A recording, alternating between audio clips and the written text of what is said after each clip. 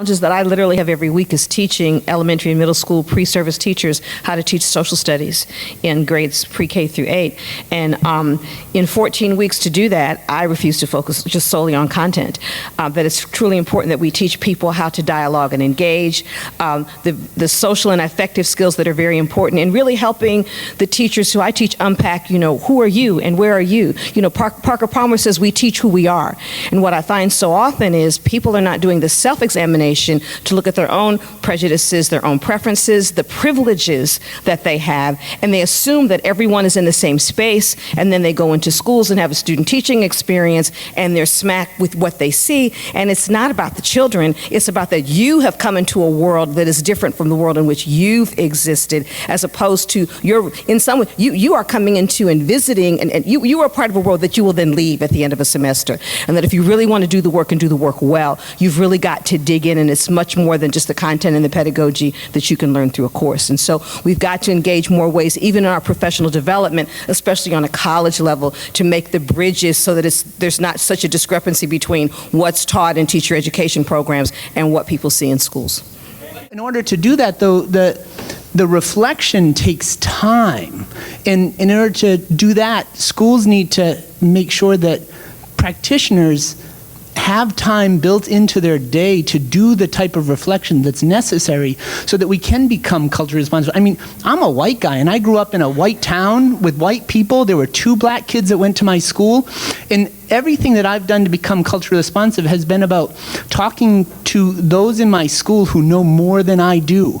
But that takes time. It takes my dedication and my time, which means I take my time from someplace else. But with all due respect, that's a part of the job that you signed up for. But I didn't sign up to be poor and use all of my time. That's not to what do we're that. talking about, though. So step back from where you are and honor that the same way in which you are now saying, I am required to figure out a system and to make connections with people who can make things clear, is what poor, minority, we continue to call them minority, although they're the majority, students have to do their entire lives.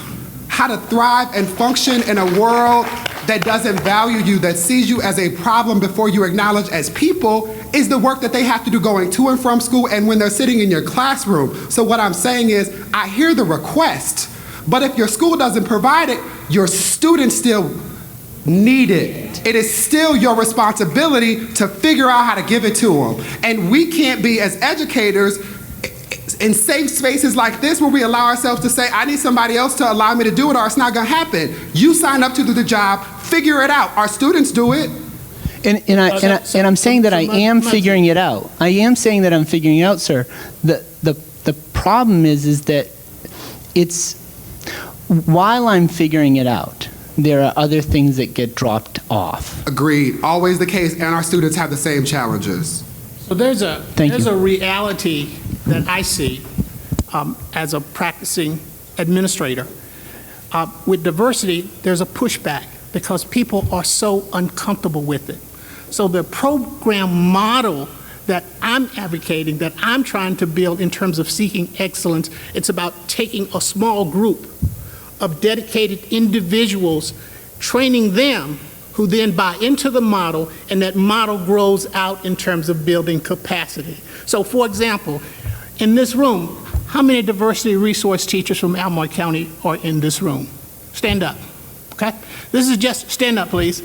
This is just a small core who are becoming experts through a peer coaching model, who are building capacity within their classrooms, expanding that capacity to the schools, and then expanding it to the division, so you don't have that pushback, because you're going to always get that pushback because people are so uncomfortable dealing with issues of diversity. But so what? Like, I guess my challenge is learning things that you don't know is uncomfortable. Acquiring knowledge and figuring out ways to do things is difficult by design. This work is uncomfortable, and us wanting to not have conversations that make people uncomfortable, or not want to invite people to deal with racism and intersectionality and the things that show up every day, is not an excuse for the students who won't have the benefit of having those people who are now going through the training. What I'm saying with all due respect is the piecemeal approach is fine. However, at the same time, we need to move past this tendency to say, well, we can't while we figure this out. Our babies don't get that luxury, neither should we. The other thing that I would add to that, I mean, it is so much about the attitude about diversity issues, is that, it is actually beneficial not just for the students, to have, well, more diverse teachers, but also, non-minority or white teachers who are culturally competent, because it makes it gives them greater job satisfaction, right? Because one of the things that I hear is that, a lot of white teachers burn out after 3 to 5 years because they enter worlds that they don't know. But if they actually approach this idea of really wanting to get to know these communities and these students that they're dealing with, and not seeing it as a burden on top of what their real job is, which is teaching, then I think that it's beneficial for both sides to learn these issues. Again, sometimes we make this stuff more difficult than it has to be. I appreciate the point, but this isn't just about jobs. There's a film coming out called 33 Minutes that's about the death of Jordan Davis, who was shot in a parking lot of a gas station by a privileged white man who told him to turn his music down. I know for a fact I will go to my grave understanding that if Michael Dunn, the man that shot him, had a black male educator or a Latino male educator at some point in his life who showed up to conspire for his success, that interaction would have went differently. Right? Again, we got to get out of talking about this as if it is something that only should happen or has value when non-minorities go into, again, and we use these terms incorrectly, minority spaces to do good work. Because they leave and then still have to go someplace else and live in community with them. It shouldn't be as complicated as we make it. And again, I'm arguing that we make it complicated to make adults feel comfortable. And if our babies aren't comfortable, we can sit in it too. Did I see a hand? Yes. Can someone get this young man a mic in the front?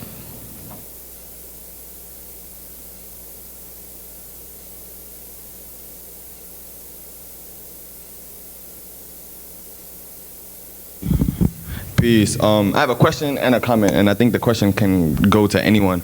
But the comment is for the brother right here, David, right? I just want to say that I completely agree with what you're saying. It goes back to that rhetoric or the idea that like white supremacy and capitalism isn't a people of color problem, it's a white people problem. White people have the problem, not people of color. But I want to ask you all a question that I asked Dr. Gregory earlier, was just like, how do we address the social psychological needs around young black and Latino people, especially like when their educators are black and Latino people, and when it's the same demographic pushing us out of schools, the same demographics stigmatizing us and stereotyping us in certain ways that prevent that excellence, quote unquote. How do we address that? How do we teach one another, I guess, in this very communal sense to address the stigmatization that we have undergone, the psychological deconstruction we have undergone about ourselves and how we perceive ourselves?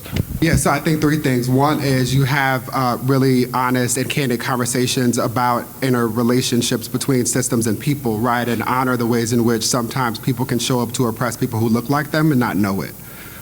2, you then talk about the systems that we move through and the ways in which they have been designed intentionally for specific reasons, and we're still working to dismantle them.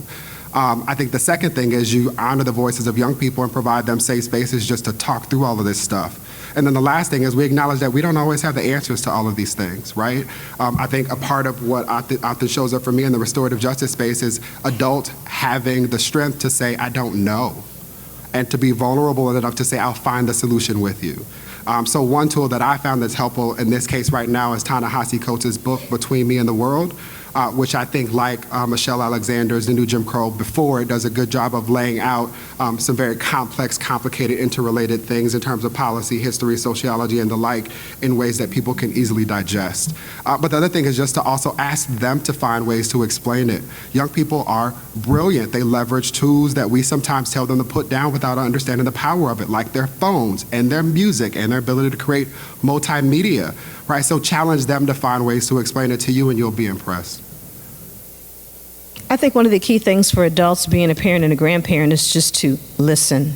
That I think sometimes we have this tendency to want to fix it, or there's a problem where there's anxiety and we want to figure out how we can mitigate that, which maybe shouldn't be, because it's that very anxiety or tension that then can create the energy toward change. But just for me to be still and listen, and giving that space for the voice that students and young people very much want. That could be easier said than done, but I agree with you, David. I think it's critical just to listen and use the energy and the power that students have to be able to make that happen. Another hand is in the back. In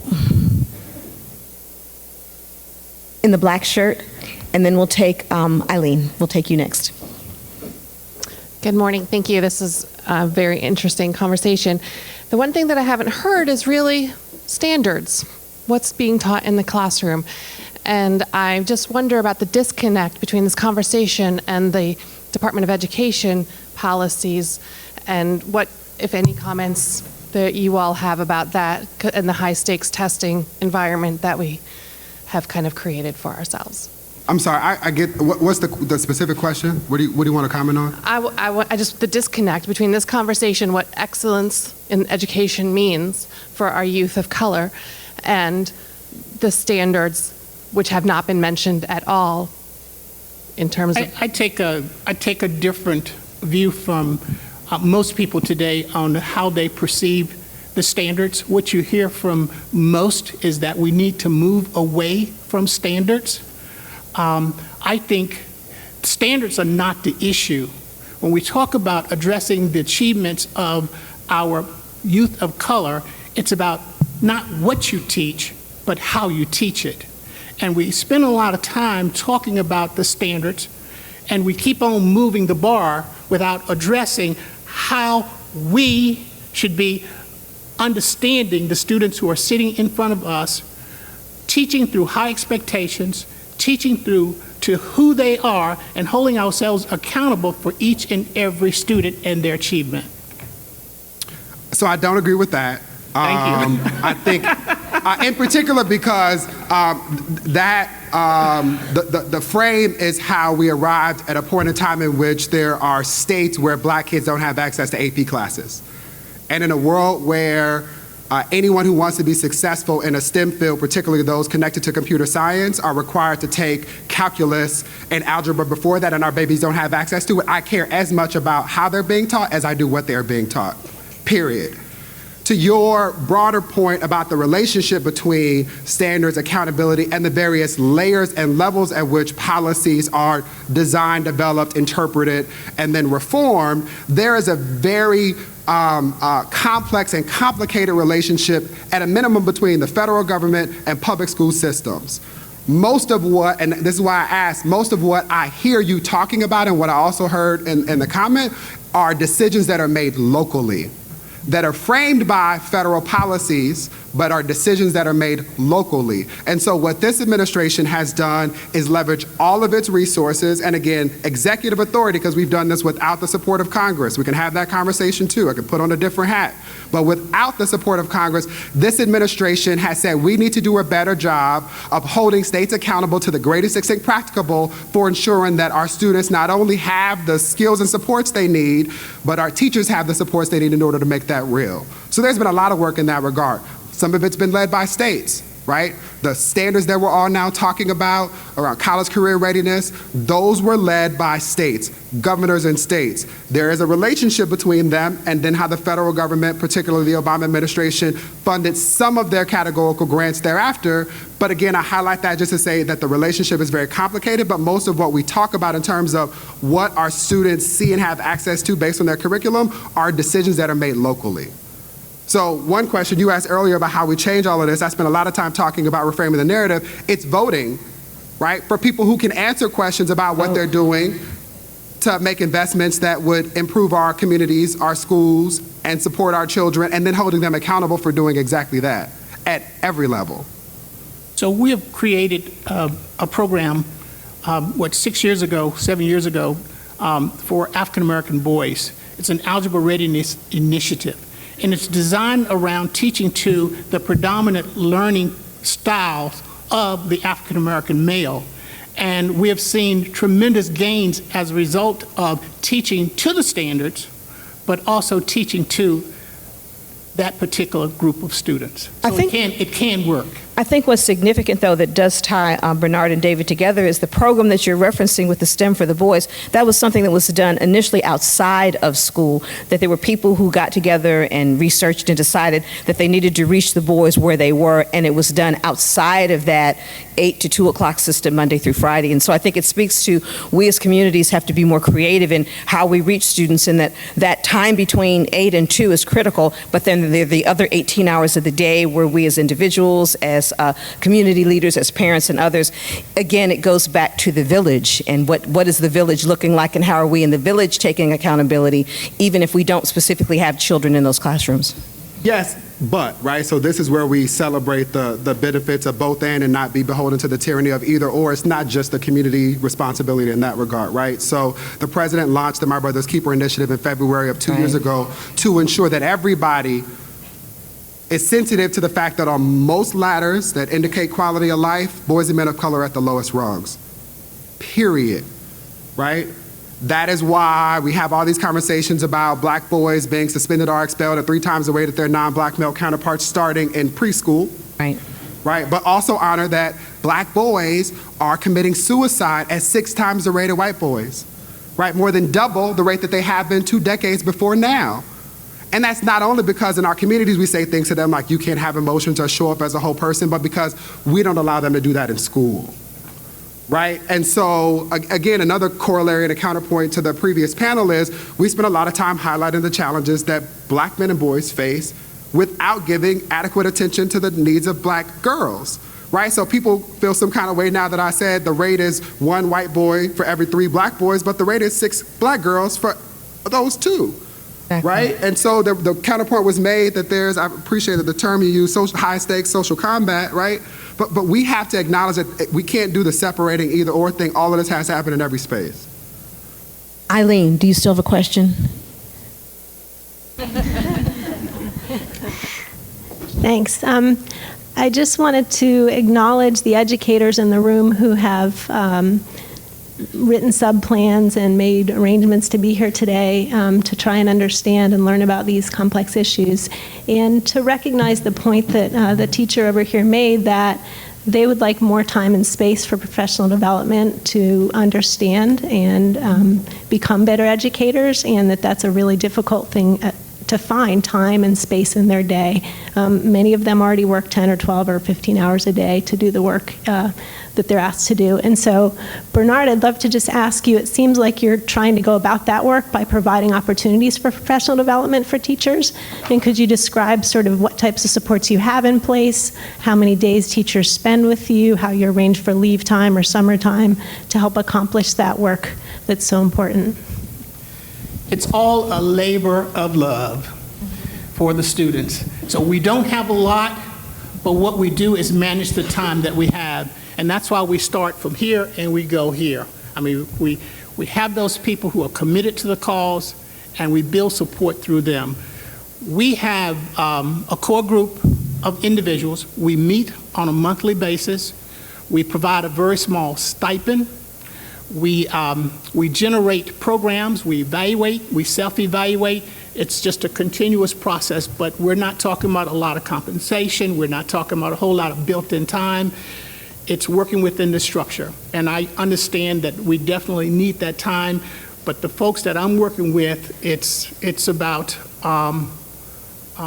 giving up their time because of the cause. And that's why you need a policy such as the one that I shared that talks about the school board approving staff development for training. Those are the funds that you need. When we're talking about having every teacher, every administrator to go through a process and the funds are allocated through the school division, then you're making change. When we're talking about an advisory board who's responsible for overseeing the evaluation and accountability of our students, that's when you have change. You start with a policy, you start with a group of people who are committed to it, they understand it, and they can make things happen on a larger scale. Right here. Oh, is that Adriana? Right here. In the front, if we can get a mic.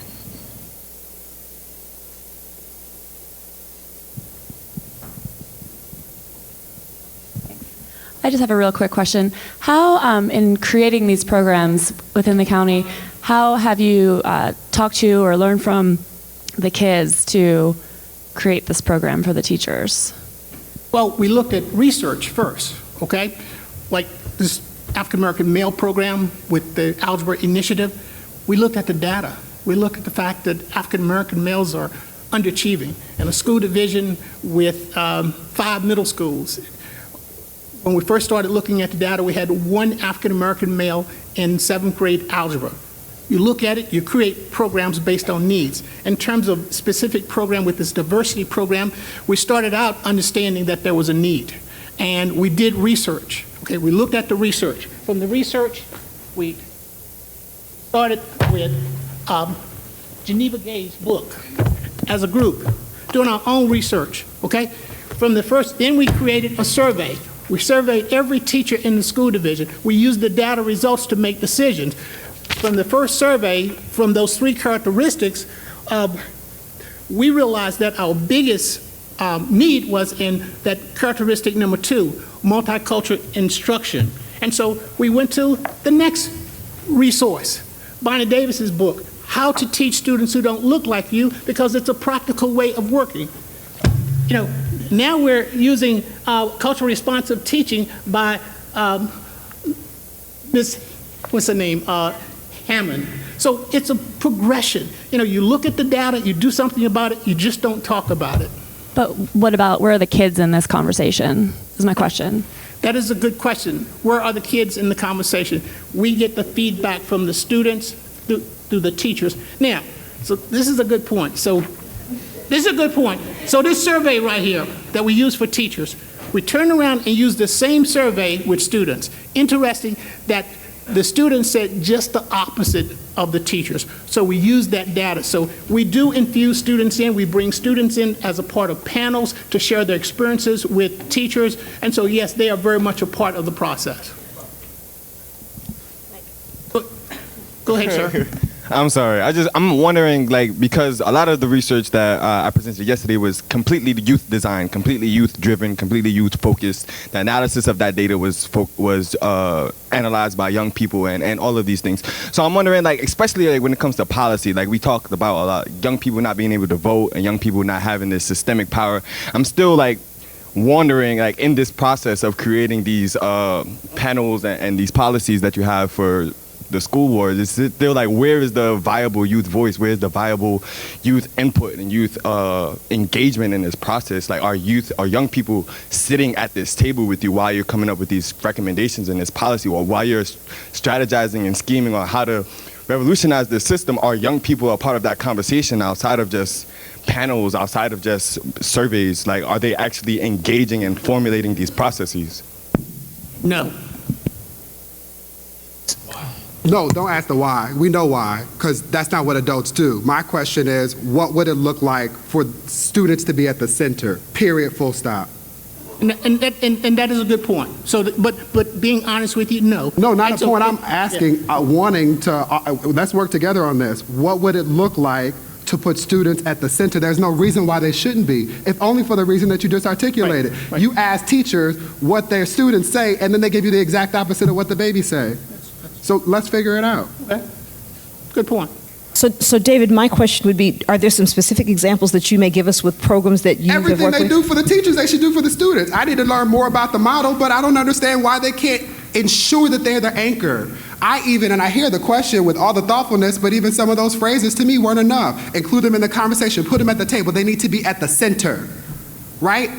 Again, watch this film, The Rule. The students run the school.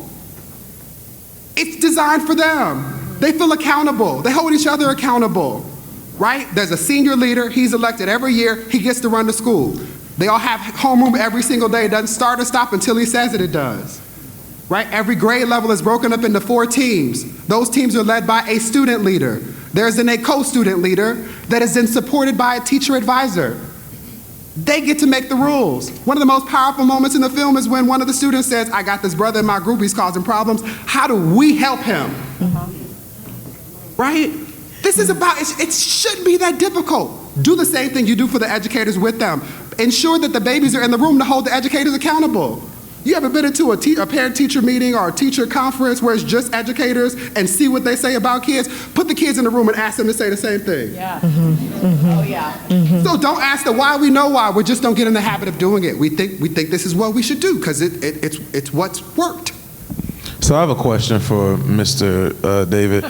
Hello. Sorry, really Thanks, loud. Wes. Dr. Atkins just told me I had a really deep voice. I got to be careful. You've never been shy, Wes, at all. This is true. So in regards to your comments about the students being at the center, and I think Dr. Hairston, he isn't talking about another program that we have. He touched on it a little bit, but which is essentially student focused, but that's the 100 Black Men. We'll talk about that later. But specifically in regards to an issue that we find locally in terms of building capacity, because all of the work that you are discussing, it requires tons of arms, specifically to reach the kids who you are talking about, who we will want at the center, who are at the most, or who need the most help, or kids who look like myself and look like you. However, they need to see gentlemen who look like ourselves. But if we do not have the capacity to go out and reach all of the young men and young girls, how do we do so? Because I can tell you, quite frankly, an issue that we run into all the time. People call Dr. Hairston, they call myself, they call Sarad, they call a couple others in here all the time and say, can you come here and do X, Y, and Z with our boys? And there's not enough of us to go around. So how do we build the capacity to get the work done? So I would argue that it can't be a capacity question, right? In the spaces in which we aren't showing up in the way in which you're describing, there are other brothers who are showing up and asking or inviting our babies to do other things, right? And so we have to think creatively about how we leverage our resources, including our time, to do that which is required, right? So one thing that shows up, and this is a conversation that we are actively having now with Al Dotson, one of your past chairmen, who's also on our President's Advisory Commission, is how to talk about intergenerational mentorship, right, such that it's no longer the case that I, as a young professional who is trying to literally change the world, feel like I don't have time to do it alone, but I can bring through it for other people with me, right? Including my mentees who also serve to mentor me. How do we engage faith leaders and community-based organizations and those who are not in the spaces where our babies are showing up demanding love to step back into those spaces? I guess what I'm trying to say is, and again, I feel some kind of way about, like, this is definitely passion, but I don't want that to be aside or pushed aside as some sort of trite cliche thing. Yeah. We are the descendants, literally the descendants of people who risk their lives to become educated by candlelight and moonlight. It cannot be that we simply don't have the resources to do the work required.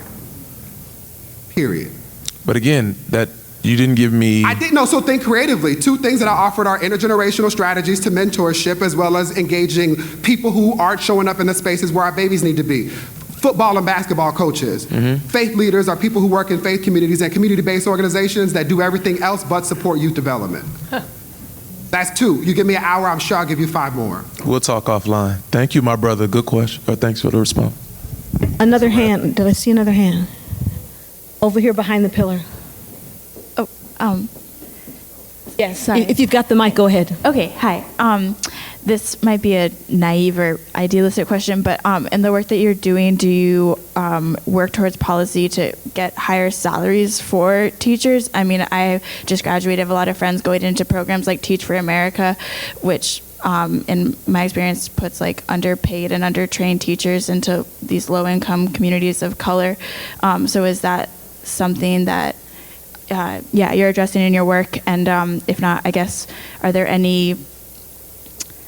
do you suggest any useful next steps for young people to kind of engage into the more systematic structural problems, like, just teachers not getting paid enough and making it a livable career?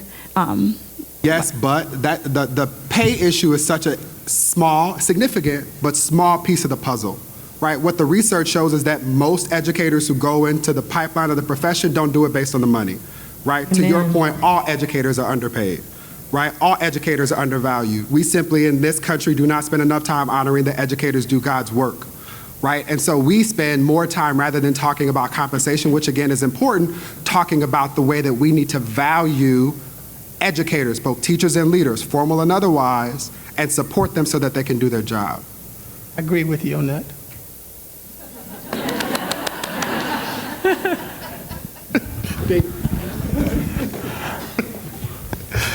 glad there's been some resolution here. No. So, I do have a question. I told you we like Discord. Yeah. So people are uncomfortable. Don't be trying to make this copacetic for no reason. I feel you. People need to be uncomfortable disagreeing. I love it. Nothing that makes panel spicy. Don't try to do that just because. We're gonna leave different than the way we came in. I'm sorry. No, I'm all right. No, I was an educator in Southeast DC in Ward 8. And what I found, and this will mainly be probably for David, but what I found was that many teachers come to the work unfortunately unprepared for different context.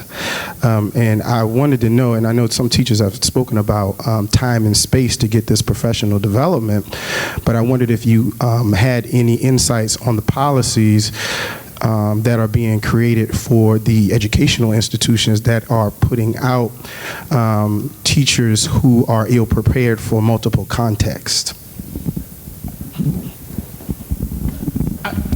I mean, that's a national question. I can tell you what I've done because I'm boots on the ground. I was being generous. I thought that would be appropriate, and then I'll offer the federal perspective. So on the local level here, we created a program called African American Teaching Fellows Program, a nonprofit organization of which I was the founding president of, to find funds for young men like you, sir, who have this passion for education, but you may not be majoring in education right now, but we give you financial support up to $5,000 to go back to teach in our area schools. So that's one initiative, looking for African Americans to go into our classrooms. That's boots on the ground.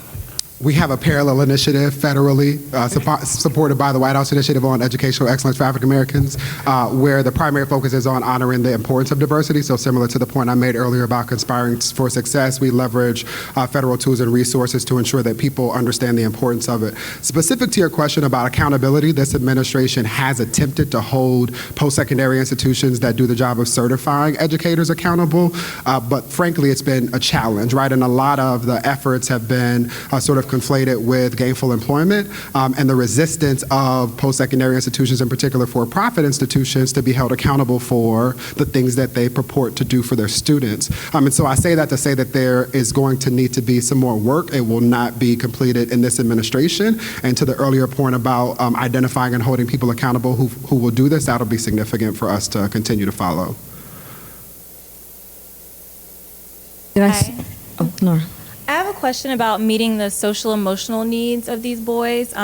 So I'm a clinical and school psychology student, and I'm working with one of my colleagues, Malachi Richardson, on a project in response to the Black Lives Matter movement. We're looking for Black males to be able to come and talk about the issues that they experience with identity, what it's like to be a Black male, and how to kind of operate in this system where there are lots of racial injustices, but to still thrive.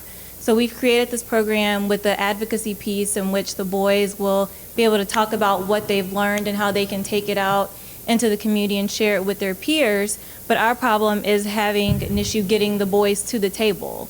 So we've promoted through some schools, through some other organizations, and Malachi has been giving up his Saturdays for 2 boys the past few weeks. In addition, I'm working with Dr. Hairston on another initiative with 100 Black Men, a conference for boys, also meet the same type of issues, academic, cognitive, social, emotional issues. And our last count on Tuesday at our meeting, we had 6 boys registered. So what do you do when you've got these people? And like Wes said, we're at capacity. It's the same people doing the same things in the community. When you're putting this time in, planning these efforts, trying to bring the boys to the table, and they're not coming. So I have some questions, but I'm going to offer our support first. No, yeah, we'll do that. But also want to make sure you connect with Lauren, who's here locally and should be able to plug in. I know Lauren. So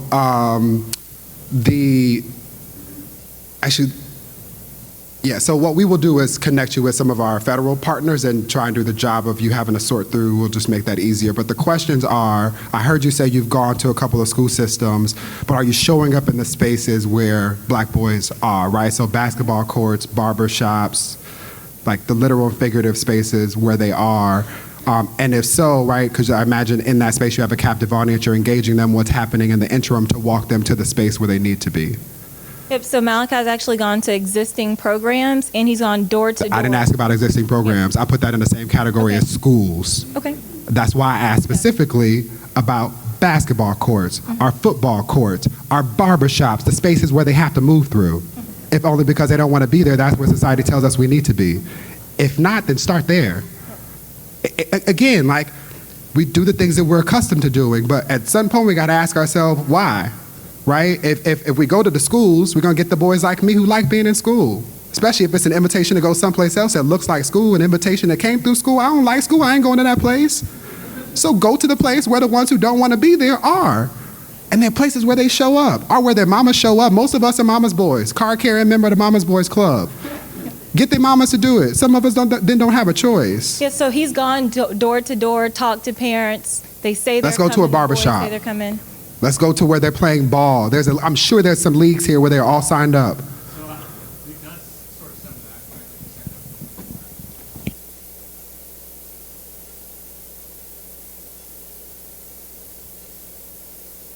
Can somebody give him a mic, please, so we can hear?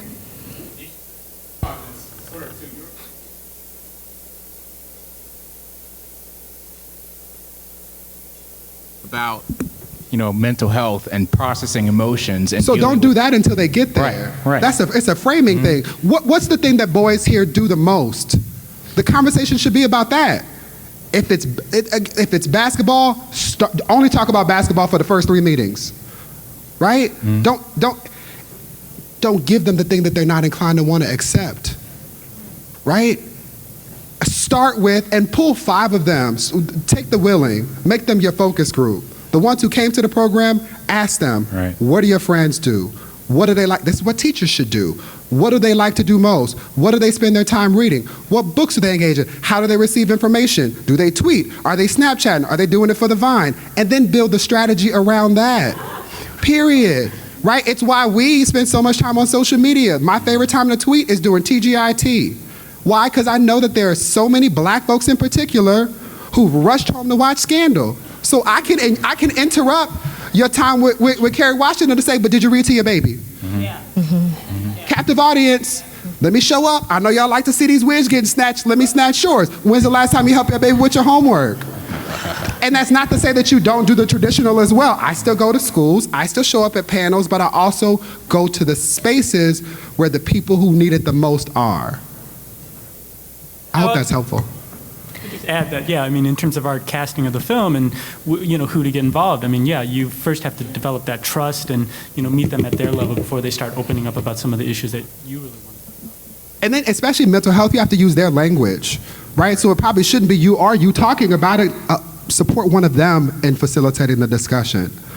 Use their language so that they're most comfortable and feel most safe, right? It's just y'all job just to get them there, but that's when you get to be creative. And on that note, I've gotten the signal that we are out of time. Let's please give a hand to all of our panelists.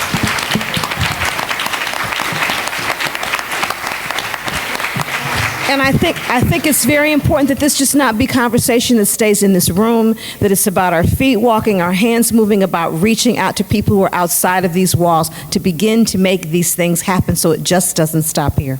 Thank you.